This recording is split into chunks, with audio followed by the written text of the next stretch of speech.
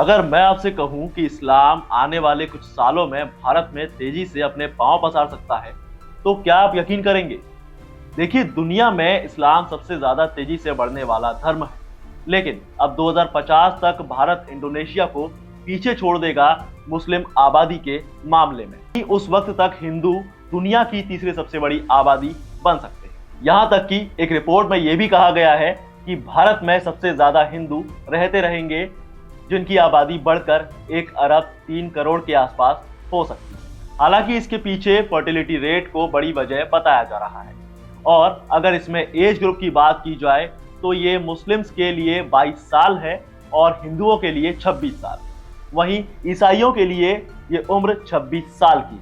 तो ये कैसे हो सकता है, इस पर आज हम बात करेंगे। नमस्कार, मैं हूं आपके साथ दिव्यांश वर्मा और आप देख रहे हैं वन इंडिया। 613 ईस्वी में इस्लाम अस्तित्व में आया। उसके बाद ये धीरे धीरे दुनिया में फैलने लगा। और अगर बात दुनिया के बड़े मजहबों की जाए तो इस्लाम ईसाई धर्म के बाद दुनिया का दूसरा सबसे बड़ा धर्म है। और इसीलिए अमेरिका के प्यू रिसर्च सेंटर के मुताबिक अगर मुस्लिम आबादी ऐसे ही बढ़ती रही तो वो वक्त दूर नहीं जब पूरी दुनिया में सिर्फ मुस्लिम आबादी ही होगी। प्यू रिसर्च सेंटर का अंदाजा है कि जितनी तेजी से मुस्लिम आबादी बढ़ रही है, उस हिसाब से साल 2070 तक दुनिया में इस्लाम को मानने वाले सबसे ज्यादा होंगे और इससे पहले ही ये आबादी 70% से ज्यादा हो सकती है। हालांकि बात अगर सभी धर्मों की जाए तो ईसाई धर्म को मानने वालों की संख्या 2.38 बिलियन के आसपास। लेकिन बात जहां इस्लाम की आई है तो ये करीब 191 करोड़ थे। वहीं 116 करोड़ लोग हिंदू धर्म को मानने वाले थे। और अगर बात सिर्फ सबसे ज्यादा अभी के मुस्लिम आबादी वाले देशों की जाए तो ये इंडोनेशिया पहले नंबर पर है, उसके बाद पाकिस्तान, भारत और फिर बांग्लादेश। हालांकि उस वक्त तक भारत में हिंदुओं की आबादी सबसे बड़े मुस्लिम देशों भारत, पाकिस्तान, इंडोनेशिया, नाइजीरिया और बांग्लादेश की मुस्लिम आबादी से भी ज्यादा हो।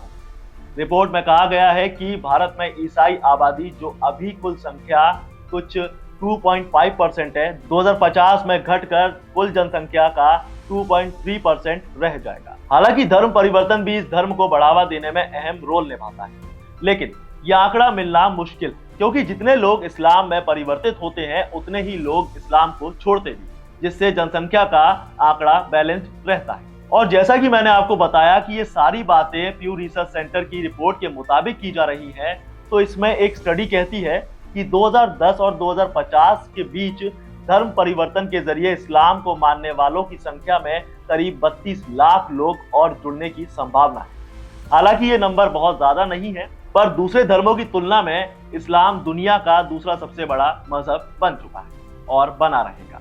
और न्यूयॉर्क टाइम्स के मुताबिक अमेरिकी मुसलमानों में 25% दूसरे धर्म से कन्वर्ट हुए लोग हैं।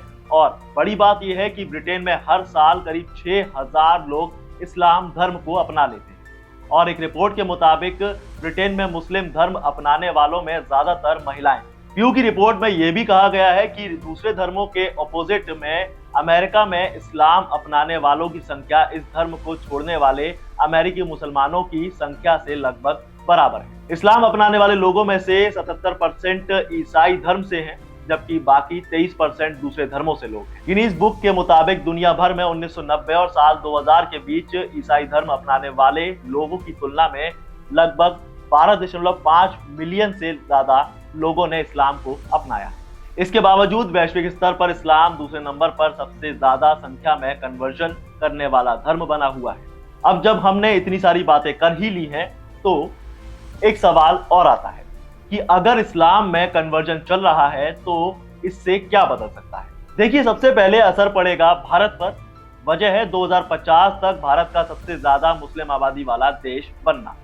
इस बात का दावा हम नहीं कर रहे, बल्कि रिसर्च सेंटर की रिपोर्ट कर रही है।